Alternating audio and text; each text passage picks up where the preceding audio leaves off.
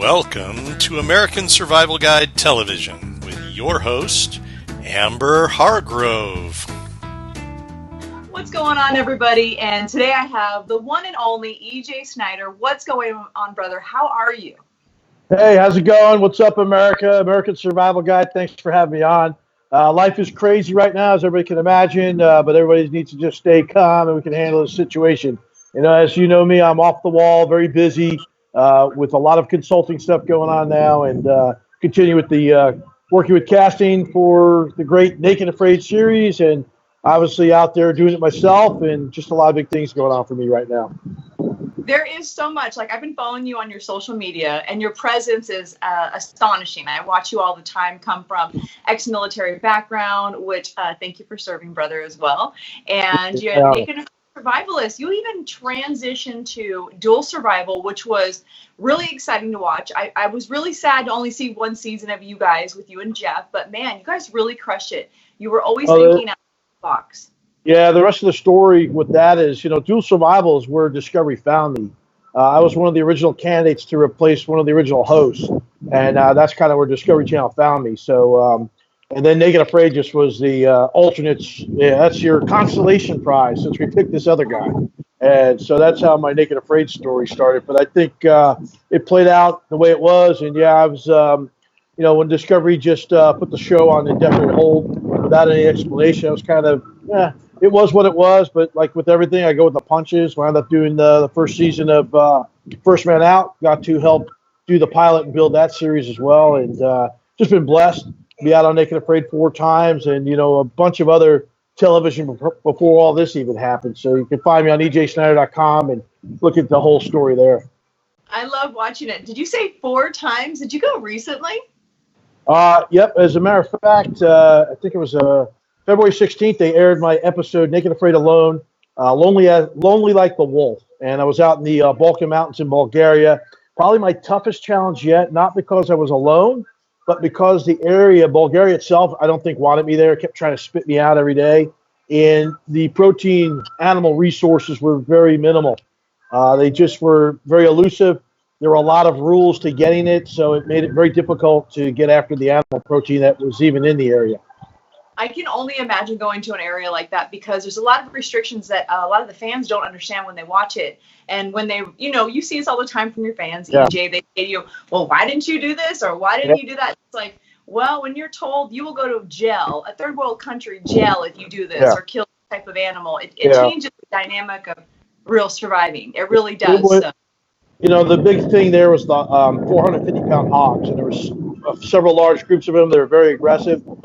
And when I got there, they said, well, they only come out when it's pitch black. You're not going to have any moon illumination, so your bow is not going to be any good, so you're going to have to try to trap them. And so, okay, great, I got snare wire. Snare wire is illegal, so you're going to have to bring paracord. And the hogs would just chew out the paracord. So it was quite a battle to try and get at them. Very desolate place. Most of the small mammals I was at 3,500 feet in the mountains, were all protected, so you couldn't get the mammals. So I was left to be a vegetarian, which I am not a big fan of because I'm a large guy. Wound up losing 52 pounds, but I did eat a bit more than they showed. Ate quite a bit of walnuts for my protein source, big, large carpenter ants, stinging nettles, and wild plums for my go-tos about every day. Ate quite a bit of that and some wild apples, and a few minnows, a few crayfish, and 1 trout, which I didn't show. But 52 pounds later, I walked out of there. Felt pretty good shape. Definitely felt good. Eating that way cleanses you.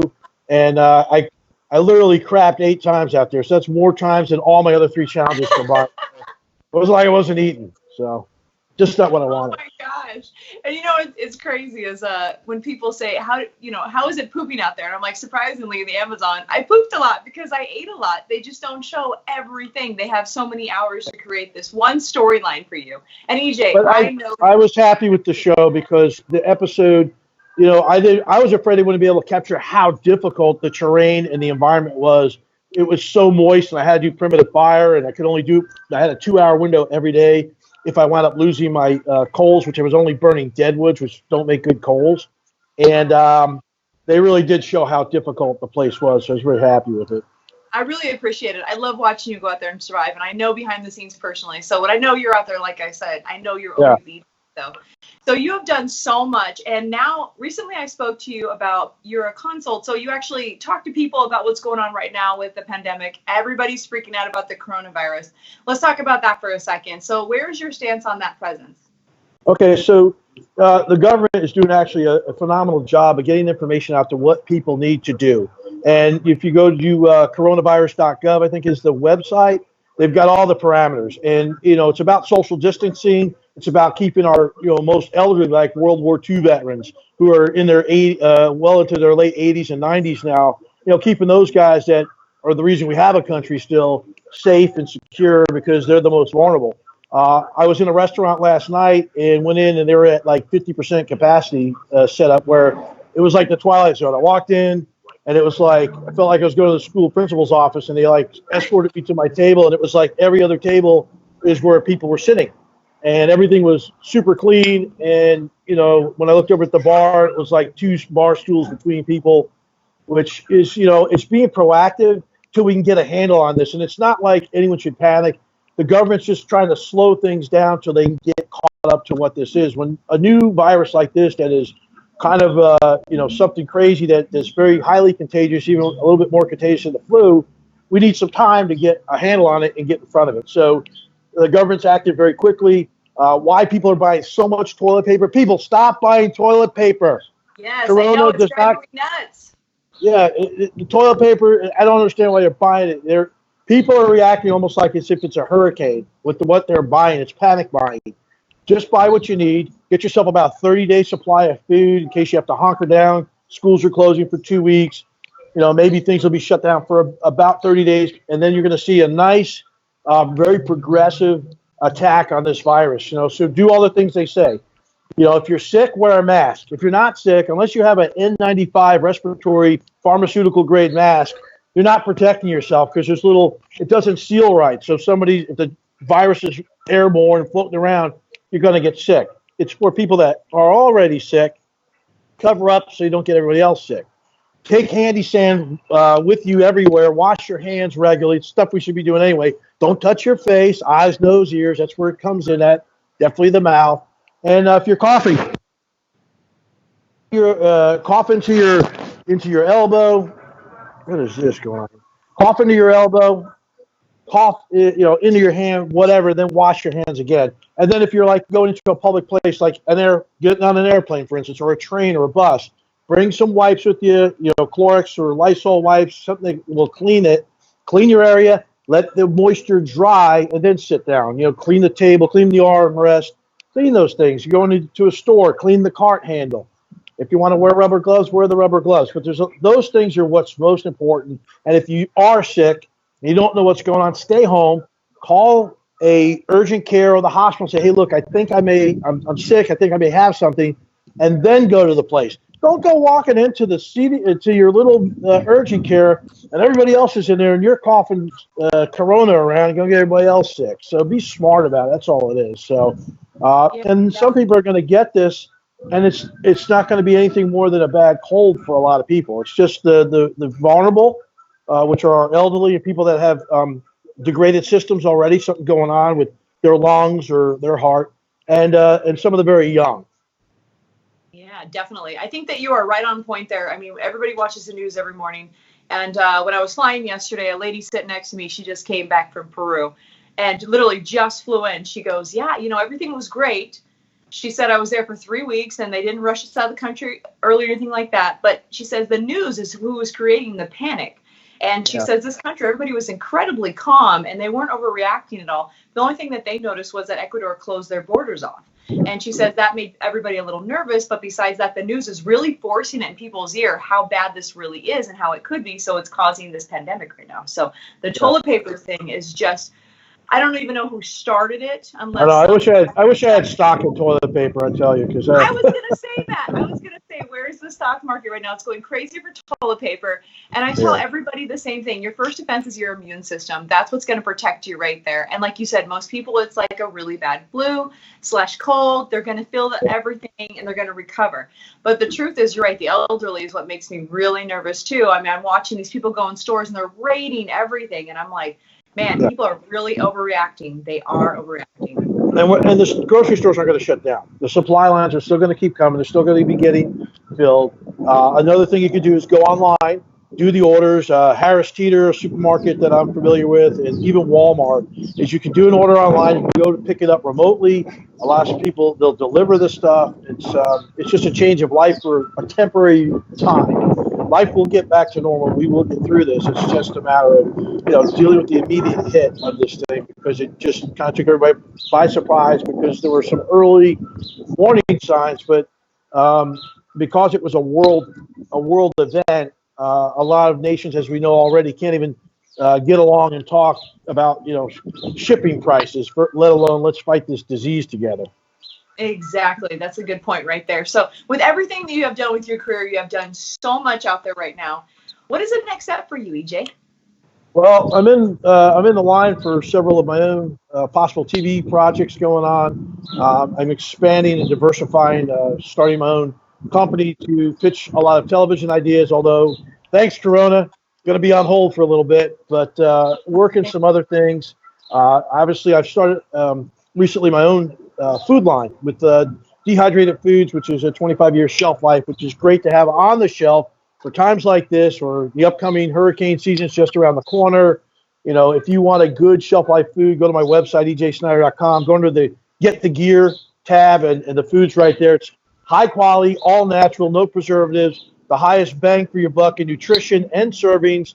I even got a special going on now because of this. For $129, you can get a 72-hour bucket, which will feed a family of 4 for 3 days. So really good food. And I'm, I've tested it all. I was recently in Alaska last year trying out all my competitors' foods, and they really did not sit well on my stomach.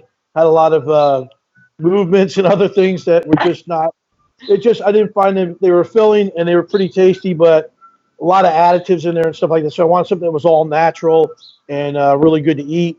My knife, the SXB, of course, the big beast from Tops Knives, is doing really well, but I built a companion blade that I designed called the SXS, because every great action hero needs a sidekick. So I got the Skull Crusher Extreme Sidekick, but in its own right is a great little 5.5-inch blade, really a little beast.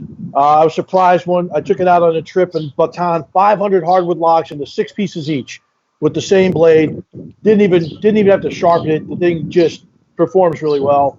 So I'm really excited about that.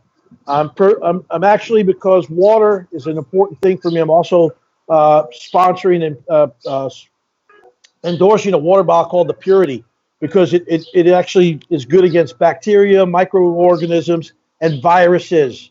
You want to fresh, clean drinking water. If you're a fitness head, I use this thing. I fill it up in the gym because even tap water has nasties in it. And this filter made by Aquamarina for Purity is the best on the market, because it's a 99.99995 analog, which is the highest you're going to get without having to really suck your face out to get the stuff through the filter. And it's easy to use. Anyone can use it. Just fill it up with water. Lasts about 3 months of regular use.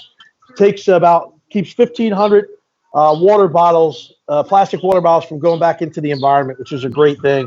And I'm actually getting ready to start moving an air filter, which actually takes viruses out of the air at a time like this. I'm not a guy that's trying to get rich because of this cost, so don't think that of me. I've had these things on my webpage for some time. It's just, it makes sense a lot more now. It didn't make sense to me before, but now it's like, wow, here's a great item I can get behind. So, like I said, a lot of things going on, writing for several magazines. Obviously, I love American Survival Guide. It's my absolute most favorite magazine on the planet. They actually did my very first interview I ever did as a survivalist, and very appreciative of that. And just a great company that, thanks for the interview and being so great. Definitely. And if there's anything you want to say to your fans out there, EJ, what would you like to say to them? Everybody, you know who I am, you know who I am, and you know what I do. Check me out on my website, ejsnyder.com. I'm getting ready to revamp my services, what I offer in terms of survival training, consulting. I do motivational speaking, and I do also do treks. So I'll take you out in some exotic locations and be your guide for wherever you're going. So I offer a lot of things, but I'm always trying to give back and get people educated about survival. It's not about making the next Bear Grylls for me. It's about the everyday Joe or Joan, making sure they're ready for the everyday things in their lives. Because guess what? 95% of the people on the planet is an everyday Joe or Joan. They're not Bear Grylls, they're not Cody Lundeen, or EJ Snyder. They're a regular person with a family that just wants to get through things like this coronavirus, or they're driving down the road and their car breaks down in the middle of nowhere. They don't know what to do, and that's where I try to reach people. So getting ready to work on a book about getting after life. I'm a living proof at 54 that you can live your dreams again. I spent 25 years in the Army. That was a dream of mine. But before I did that one, I wanted to, get on TV, be an actor, stuntman, inspire people. And it's great the way it went for me. And, I'll do as much TV as I'm allowed to do. So if you're looking for a great host, here I am. But, I'm blessed with what I've had. And if it didn't go any further, I'd be grateful for my career.